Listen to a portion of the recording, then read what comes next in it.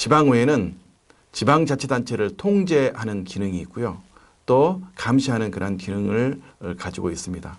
주요 기능에 대해서 의결하는 기능과 그리고 중앙정부나 타 광역 기초 지방자치단체에 대해서 건의하는 역할도 하고 있습니다. 그래서 주로 의원들은 행정사무감사, 예산안 결산안 심사, 또 시정 질문, 경우에 따라서는 조례 입법 활동 등을 통해서 주민들의 권리를 신장하고 주민들과 밀접한 그러한 생활들을 정리하고 법규들을 만드는 그러한 자치 입법 기관입니다. 지방의회는 주로 남성 의원들 중심으로 많이 구성되어 있고요. 최근에는 여성들의 진출이 많이 늘어나고 있습니다. 지방의회의 선거를 실시했던 1991년도 같은 경우에는 기초의원 같은 경우에는 1 내지 2% 정도만이 아주 극소수의 여성 의원들이 진출을 했고요. 그 이후에 제도가 좀 개선되면서 각 정당에서 여성들의 공천이나 비례대표 선거구에 있어서는 의원 중 여성들을 홀수번호, 그 다음에 남성들을 짝수번호로 배치하면서 여성들의 진출이 많아지기도 했습니다. 그래서 2015년도에는 한 전체 의원들의 한 15% 정도, 그 다음에 2020년에 와가지고는 전체 의원들의 25% 이렇게 좀 내외의 여성 의원들이 진출하고 있는 것을 볼 수가 있습니다. 굉장히 많은 변화가 있었는데요. 그렇지만 아직도 여성 의원들은 유권자의 절반이 여성이라는 측면을 감안할 때 굉장히 적은 수라고 볼 수가 있습니다. 네, 여성 의원이 특별히 지방의회에서 적은 이유는 선거구에 문제가 있다고 봅니다. 선거구 제도의 문제인데요. 우리나라 같은 경우에는 소선구제를 채택해서 주로 한 선거구에서 한 명의 대표를 뽑는 그러한 선거 제도를 갖고 있기 때문에 남성과 여성이 선거에 나왔을 때 보통 유권자들은 남성에게 표를 던지고 남성을 선택하는 경향이 있어서 그런지 여성의 참여가 또는 여성 의원의 당선이 그렇게 높게 나타나지는 않고 있습니다. 그래서 주로 선거구의 문제고 또 우리 정치 제도의 하나의 문화가 가져다주는 결과가 아닌가 하는 생각이 듭니다. 정당 내에서 여성이 차지하는 비율이 적고요. 또 정당에서 의사결정을 한다 할지 특히 공천권을 행사할 때 선택하는 공천심사위원회의 구성도 거의 남성 위주로 되어 있기 때문에 여성보다는 남성이 공천되는 경우가 많이 있다. 이런 그 정치 문화에서도 여성이 정치에 많이 참여하지 못하는 이유가 있고요. 또 우리 선거구의 유권자들도 그리 남성에 비해서 여성에게 우호적이지 않다라는 그런 생각도 듭니다. 이거는 이제 그 여러 학술 논문이랄지 연구 자료에서도 나타났듯이 여성의 정치 참여가 참 불리하다라는 생각을 해봅니다. 네, 지방의회에서 여성의 역할은 굉장히 중요합니다. 여성의 그 독특한 섬세함이 있죠. 지방의회에서는 행정사무 감사를 할지 또는 예산 심의를 할 때 섬세함이 굉장히 요구되고 있고요. 특히 지방의회 같은 경우에는 생활정치라고 합니다. 생활과 가장 밀접한 부분 영역인데요. 생활과 밀접한 영역들을 아무래도 남성보다는 여성이 좀 더 세밀하게 섬세하게 관찰하고 또 주민들의 의견을 반영할 수 있는 거죠.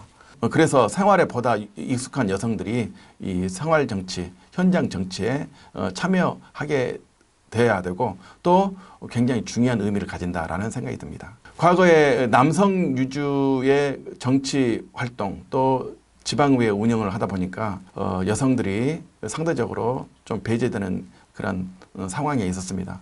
과거에 남성들이 주로 생활했던 또 결정했던 그런 영역에 있어서 꼭 남성들이 결정했다기보다도 남성들이 주류를 이루고 남성 위주의 그 정치 풍토를 가졌던 곳에서는 사실은 많은 좀 부실공사랄지 이러한 붕괴 사고가 있었잖아요. 예를 들면 성수대교가 붕괴되었다랄지 삼풍백화점의 사건이랄지 각종 비리 사건 그리고 각종 게이트 이것도 주로 이제 남성 위주로 경제 성장이 이루어지고 남성 중심으로 정치 문화가 계속 유지되다 보니까 나타난 사건이 아닐까라는 생각이 듭니다. 그래서 여성의 정치 참여가 참 중요하고 특히 앞으로는 정보화 사회 또 지능 사회로 발전이 되면서 여성의 리더십 또 여성의 섬세함을 강조하는 새로운 정치 대안이 필요한 그러한 시기가 됐다라는 생각이 듭니다. 그래서 향후에 여성의 경력을 좀 활용하고 여성의 정치적인 능력들을 지방의회에서도 반영할 수 있도록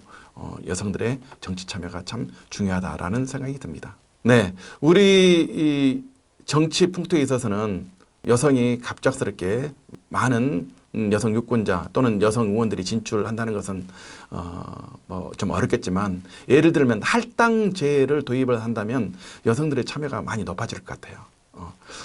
특정 선거구에 있어서는 여성을 할당해서 여성들만의 경쟁을 하게 한달지, 또는 일정한 비율은 전체 공천자의 30%를 여성들에게 할당해서 선거에 진출하도록 한달지, 이렇게 할당제를 도입하면 여성들의 정치 참여 또는 지방의회 진출이 굉장히 활발해질 걸로 생각이 됩니다.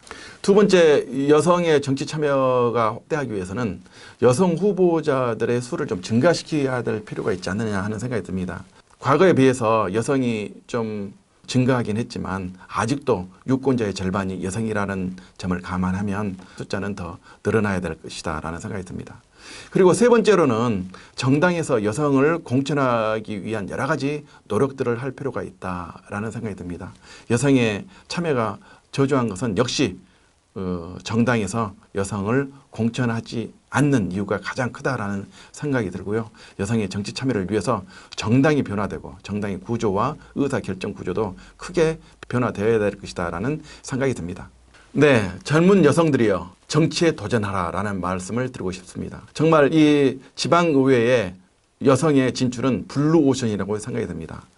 여러 가지 정치 개혁과 또 선거제도의 개혁, 또 할당제의 도입, 또 비례대표에 있어서는 여성을 절반 정도 배정을 하고 있기 때문에 지방의 여성 신인들이 진출하기에 지금 절호의 기회라고 생각이 듭니다. 그래서 젊은 여성들은 이 지방의회에 한번 진출을 해 보실 수 있기를 바라고요. 꼭 지방의회에 진출을 하지 않는다 할지라도 지방 정치에 관심을 가지면 어떨까 하는 생각이 듭니다. 예를 들면 지방에 각종 그 위원회가 있거든요. 주민참여위원회, 또 학교 같은 경우에는 학교 운영위원회, 그리고 이제 좀 전문가들의 참여가 요청되는 사업에 대한 평가위원회, 이러한 위원회에 각종 여성들이 참여하고 또 민주적인 리더십을 좀 키우게 된다면 앞으로 여성들의 정치 역량은 크게 확대되고 또 정치에 참여할 수 있는 기회가 확대될 것이다라는 생각이 듭니다.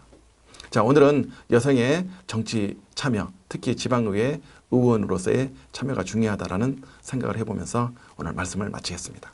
감사합니다.